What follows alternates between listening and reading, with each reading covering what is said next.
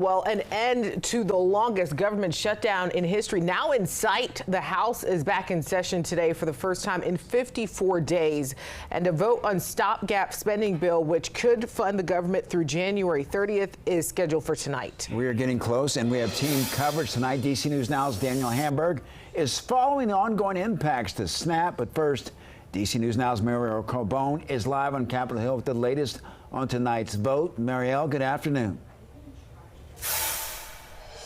Good afternoon, Mark and Annalise. And we know the House officially gavelled back into session at noon today before going on recess until that vote later tonight. Now, House Speaker Mike Johnson says he is confident that this spending plan will pass, but House Democrats, they are returning angry and upset, blaming the 8 Senate Democrats who sided with Republicans, and those House members believe they caved on a compromise that just isn't good enough. So in this continuing resolution passed by the Senate this week, it funds the government through January 30th. It also funds select programs like SNAP through next fiscal year, restores fired federal workers to their jobs, and provides back pay to furloughed federal workers. But on the matter of health care, which is what this shutdown was really all about, it promises a vote on extending health care subsidies under the Affordable Care Act, but it does not guarantee an extension, which is why House Democrats are saying today they will vote no tonight.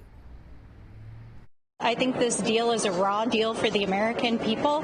Not only does it not fix health care for millions of Americans, but essentially it green lights the corrupt administration that has been withholding food assistance for 42 million Americans. Oh, I'm absolutely voting yes. What we're doing is voting to open the government back up, and then once that's opened back up, as the Speaker has said, as the leader in the Senate has said, we're going to have a conversation on how to make health care more affordable. Now, this afternoon, House Democrats, they introduced legislation that would extend the Affordable Care Act tax credits for 3 years. It's unclear if there's enough bipartisan support to get that voted on.